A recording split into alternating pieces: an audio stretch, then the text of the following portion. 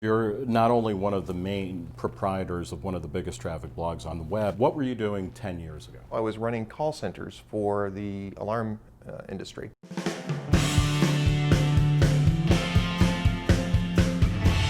Hi, I'm Nick Gillespie from Reason TV, and yes, I have a mustache.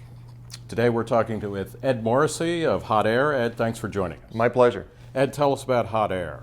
Hot Air is it's a booming business at Hot Air. I've been there since February of 2008, so I'm coming up on 3 years. We have about tripled the readership, but it's been a great ride for me. You, Hot Air, showcases video as well as blogging by yourself and Allahpundit and a couple other people. Allahpundit, will you name him? I will not, although I will say that the rumor that Nick Gillespie is Allahpundit is absolutely unfounded. Absolutely not true. Not true at all. Not true.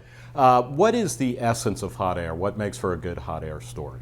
It's an interesting question because we just got done doing the top 50 most viewed posts of 2010. It was actually a rather surprising mix. A lot of people went into it thinking that the top 20 of those were going to be all Sarah Palin posts. As it turned out, only 4 of the top 50 were about Sarah Palin. I think 5 or 6 of them were about Chris Christie. I think it has to do with the timeliness of the event or the person that we're covering. And I certainly think it has something to do with the commentary we're providing on it. But I think timeliness in video is important. What are the politics of Hot Air? How do you define them? I would say that the politics of Hot Air are center-right conservative, conservative libertarian sort of fusion. I think both Allahpundit and I have libertarian flavor to the conservative viewpoint that we have. You've also started writing a column for The Week, the great news magazine. What's that about, and what types of stuff will you be covering? The Week wanted to have a more straightforward conservative point of view. They have a really great lineup called The Bullpen.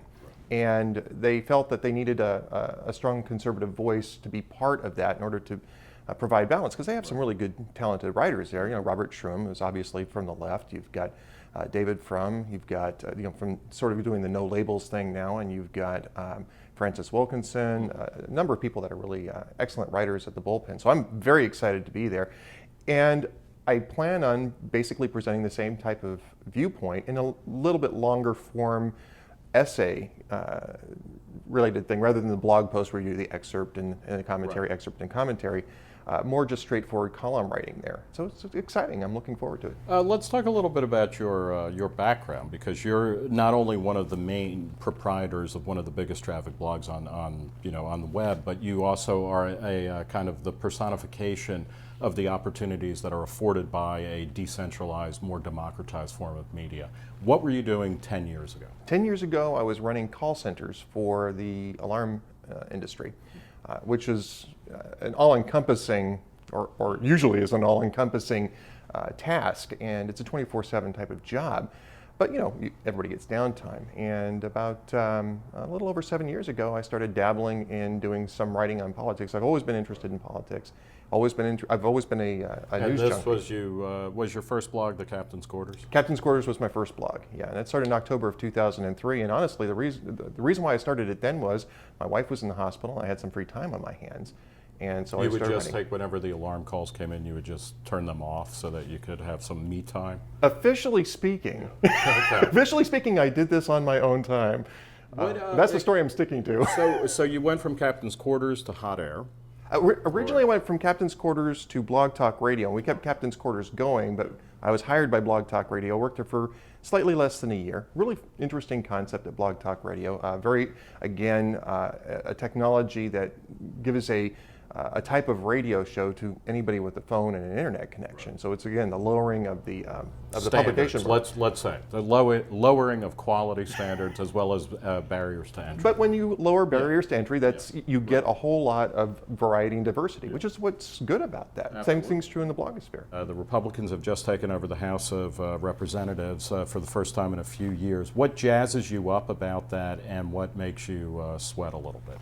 What jazzes me up about that is that by taking control of the House, as opposed to taking control of the Senate by itself, the Republicans have an opportunity to cut funding to government agencies that don't deserve funding, reduce funding to government agencies that really need to have a leash. Can you name 3 that fit into that? I think, at least in terms of the leash, I think you're going to have to be looking at the FCC, the EPA, almost anything that dabbles in the interstate commerce, Wickard versus Filburn area really needs to have their funding either reduced or eliminated.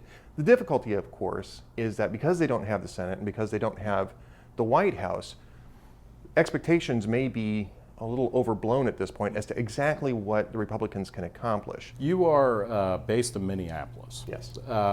What are the benefits of being far outside the Beltway? And I won't say the real America, but you're far outside the Beltway. Does that help or hurt your perspective? Well, I think it just gives you a different perspective. I think it gives you a perspective of how things are playing that are farther outside of the media bubble in Washington, D.C. There was a really interesting article in the Washington Post that, and I like the Washington Post, but Sure. I really ripped this article because the article was the Republicans are going to take over the House and the economy in the local area is going to crash because spending won't be going on here. Well, that may sound interesting to people inside D.C., but it's the money that's coming from every place else that is inflating that bubble. That really needs to be deflated if it's based on government subsidies. And so I think it's interesting to have that kind of a perspective, whereas if I was living in D.C., I might be saying, yeah, the economy might be hurt by this. I think distance has its drawbacks as well. I think you're not necessarily as well connected to some of the things some of the undercurrents that are going on, some of the behind the scenes things that are going on in Washington, D.C. You have to make up for that by trying to cultivate connections from people who are here and looking for really good reporters who are doing really good work. What is the biggest issue, do you think, that divides conservatives and libertarians? I think there's a few, and these are issues that you struggle with because as a conservative, you are looking at the concept of limited government as a foundational principle, but then conservatives tend to want to have government run things like, say, in just using one example, definitions of marriage, which libertarians would dispute. There are things that conservatives want to spend money on at the government level that libertarians may have an issue with. I think one of the interesting things that are going to come up is, and I write about this today, is the issue of cutting spending at the Pentagon, which I think is not necessarily a libertarian point of view, but I think the idea of limited government and drives that to some extent. I think that we have to take a look at our role strategically in the world, and I think there are places that we don't necessarily have to be anymore. I'm not sure that we have to have this big, huge, heavy footprint in Europe and supporting European security. And let's face it, you don't even think we should be in Rhode Island, do you? I think we should defend Rhode Island. Rhode Island should be defended. Even with Lincoln Chafee in charge of Rhode Island, I think we should defend Rhode Island. Well, I want to thank Ed Morrissey of hotair.com and of The Week. Congratulations on the new column. Thanks for talking to Reason TV. I'm Nick Gillespie.